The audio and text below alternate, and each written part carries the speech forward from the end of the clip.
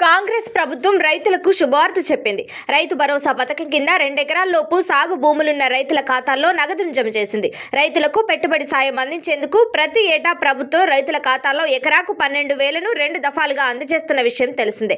ఈ క్రమంలో తొలి విడత 6,000ను దశల వారీగా రేవంత్ సర్కార్ రైతుల ఖాతాల్లో జమ చేస్తుంది. ఇప్పటికే ఎకరం లోపు సాగు భూమి కలిగిన రైతుల ఖాతాల్లో ప్రభుత్వం రైతు భరోసా నిధులు విడుదల చేసింది. తాజాగా 2 ఎకరాల్లోపు సాగు భూమి కలిగిన రైతుల ఖాతాల్లో ప్రభుత్వం నగదు విడుదల చేసింది. 2 ఎకరాల్లోపు సాగు భూములున్న 13.24 లక్షల మంది రైతుల ఖాతాల్లో ప్రభుత్వం నగదు జమ చేసింది. మొత్తం 18.19 లక్షల ఎకరాల విస్తీర్ణంలోని భూములకు గాను 1,092 కోట్ల పెట్టుబడి సాయాన్ని ప్రభుత్వం రైతుల ఖాతాల్లో జమ చేసింది. దీంతో ఇప్పటి వరకు 3 విడతల్లో 36.97 లక్షల ఎకరాల విస్తీర్ణానికి సంబంధించి 34.69 లక్షల మంది రైతులకు 2,218.49 కోట్లను రేవంత్ సర్కార్ విడుదల చేసింది. 3 దఫాలుగా విడుదలైన రైతు భరోసా కింద సిద్దిపేట జిల్లా రైతులు అత్యధిక సంఖ్యలో లబ్ధి పొందారు. ఈ జిల్లాలో 1,86,241 మంది రైతుల ఖాతాల్లోకి 116.26 కోట్లను ప్రభుత్వం జమ చేసింది. రాష్ట్రంలో సాగు యోగ్యమైన వ్యవసాయ భూములకు రైతు భరోసా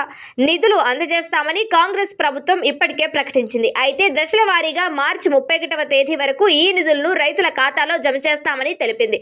ఈ పథకాన్ని ముఖ్యమంత్రి రేవంత్ రెడ్డి జనవరి 26న గణతంత్ర దినోత్సవం సందర్భంగా ప్రారంభించారు. మరుసటి రోజే ఎంపిక చేసిన 577 గ్రామ పంచాయతీలకు చెందిన 4,41,911 మంది రైతులకు చెందిన 9.48 లక్షల ఎకరాలకు 569 కోట్లను ప్రభుత్వం విడుదల చేసింది. ఆ తర్వాత ఎకరాలోపు విస్తీర్ణం కలిగిన 17.03 లక్షల మంది రైతులకు 557 కోట్లను ప్రభుత్వం విడుదల చేసింది. తాజాగా 3వ విడత కింద 2 ఎకరాల్లోపు సాగు భూమి కలిగిన రైతుల ఖాతాల్లో ప్రభుత్వం 1,092 కోట్ల నిధులు జమ చేసింది.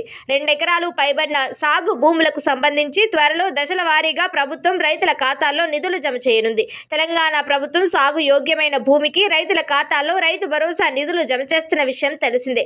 దశల వారీగా ఎకరం, 2 ఎకరాలు, 2.5 ఎకరాలు, 3 ఎకరాలు ఇలా అర్హత కలిగిన అందరి రైతు ఖాతాల్లో నిధులు జమ అవుతున్నాయి. ఇందుకోసం ఈ కుబేర్ విధానాన్ని ప్రభుత్వం అమలు చేస్తుంది. అర్హత కలిగిన రైతుల ఖాతాల్లో రైతు భరోసా డబ్బులు జమ కాకపోతే ఆందోళన చెందాల్సిన పని లేదు. మీ భూమి వివరాలు, సాగు చేస్తున్న పంట, పట్టాదారు పాస్ పుస్తకాలు వంటి వివరాలతో వ్యవసాయ శాఖ అధికారులను సంప్రదించాలి. అక్కడంతా కరెక్ట్ గా ఉంటే తర్వాత బ్యాంక్ వద్దకు వెళ్లి మీ అకౌంట్ వివరాలు చెక్ చేసుకోవాల్సి ఉంటుంది. బ్యాంక్ అకౌంట్ IFSC కోడ్ సరిగా ఇచ్చారో లేదో చూసుకోవాలి. బ్యాంక్ ఖాతా యాక్టివ్ గా ఉందో లేదో చూసుకోవాలి. ఏవైనా సమస్యలు ఉంటే సరి చేసుకుని సంబంధిత పత్రాలను క్లస్టర్ వ్యవసాయ విస్తరణ అధికారులకి ఇవ్వాల్సి ఉంటుంది.